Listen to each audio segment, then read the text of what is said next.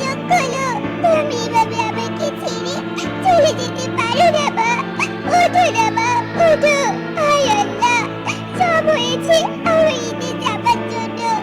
সব আমার দোষ, সব আমার দোষ।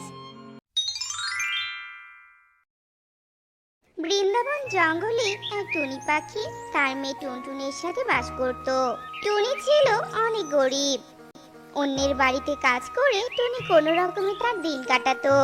এভাবেই অনেক কষ্টে দিন কাটছিল টুনির। দেখতে দেখতে রমজান মাস চলে আসে। মা, ও মা, আমার যে কি ভালো লাগছে। রমজান মাসটা চলে এলো। আহা, চারিদিকে সবাই এখন রোজা থাকবে।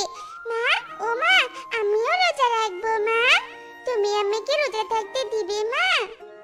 না রে মা, তুই তো এখনো অনেক ছোট। তুই কি আর রোজা রাখতে পারবি নাকি বলতো? তোকে কোনো রোজা থাকতে হবে না। তুই আরেকটু বড় হ, তারপর রোজা থাকিস, কেমন? না না না, আমি তোমার কোনো কথাই শুনতে চাই না। আমি রোজা থাকবো মানে রোজা থাকবো থাকবো থাকবো। আচ্ছা আচ্ছা, ঠিক আছে। তুই যদি রোজা রাখতে পারিস তাহলে আমার কোনো আপত্তি নেই রে মা। কষ্ট হলে তুই নিজেই রোজা ভাঙবি, বুঝতে পেরেছিস?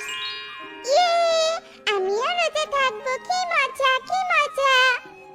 এভাবেই টুনটুন খুশিতে আত্মহারা হয়ে যায়। এদিকে টুনি মনে মনে বলতে থাকে, হায় আল্লাহ, আমি না হয় না খেয়ে রোজা রাখতে পারবো, কিন্তু আমি মেয়েটাকে কি খেতে দিব? ঘরে তো কোনো খাবার নেই, সামান্য একটু ভাত আছে। আমি বরং পানি ঢেলে দিয়ে রাখি ভাতে। এরপর টুনি মেয়েকে আর কিছুই বুঝতে দেয় না। এভাবেই সেই দিনটি কেটে যায়। টুনটুন সেহরিতে টুনির আগেই ঘুম থেকে উঠে পড়ে আর ওর মাকে ডাকতে থাকে, মা, ও মা, তুমি সেহরিতে খাবে না মা? উঠে পড়ো, উঠে পড়ো, ওঠো, ওঠো মা। মেয়ের ডাকে টুনির ঘুম ভেঙে যায়। ও বাবা, সময় যে আর কাটছে না। যাই, খেলার মাঠে গিয়ে সবার সাথে একটু খেলে আসি।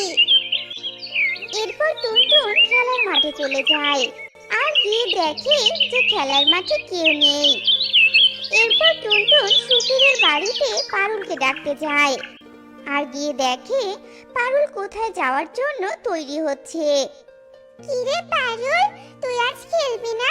চল না, খেলার মাঠে চল, খেলবো। তুই কি রে টুনটুন, জানিস না সামনে ঈদ?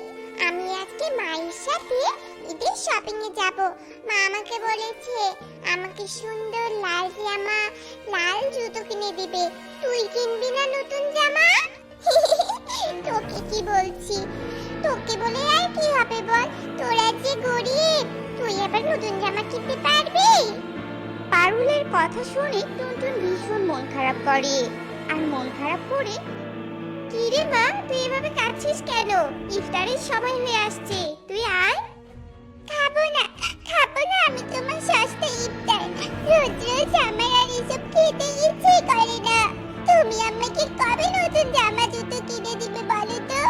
সবাই নতুন জামা জুতো কিনেছে, শুধু আমি চেয়ে দেখছি আমার তো নতুন জামা জুতো নেই। কাঁদিস না মা, কাঁদিস না। আমি কাল কাকলি মালকিনকে বলবো আমাকে আমার মাইনে দিতে, তারপর আমি তোকে নতুন জামা কিনে দিব। সত্যি বলছি তুমি মা? হ্যাঁ, আমি সত্যি বলছি। এবার চোখের জল মুছে দে তো মা। মায়ের কথায় টুনটুন অনেক খুশি হয়।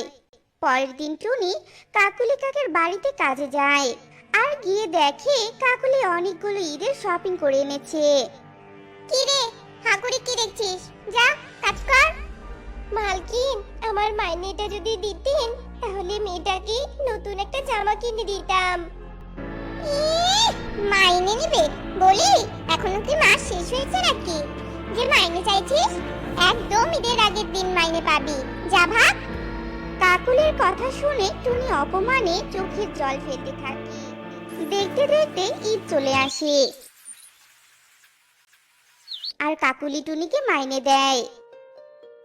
এরপর টুনি খুশি মনে একটা দোকানে যায় আর টুনটুনের জন্য একটা সাদা জামা কেনে। এরপর টুনি এতটাই খুশি ছিল যে সে রাস্তা ভালো করে না দেখে যেই না রাস্তা পার হতে ধরে অমনি টুনি অ্যাক্সিডেন্ট করে আর সেখানেই মারা যায়।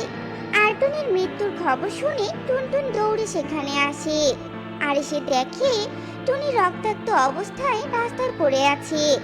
মা, ও মা, তুমি চোখ খোলো মা, তুমি চোখ খোলো। তুমি এভাবে আমাকে ছেড়ে চলে যেতে পারো না মা, ওঠো না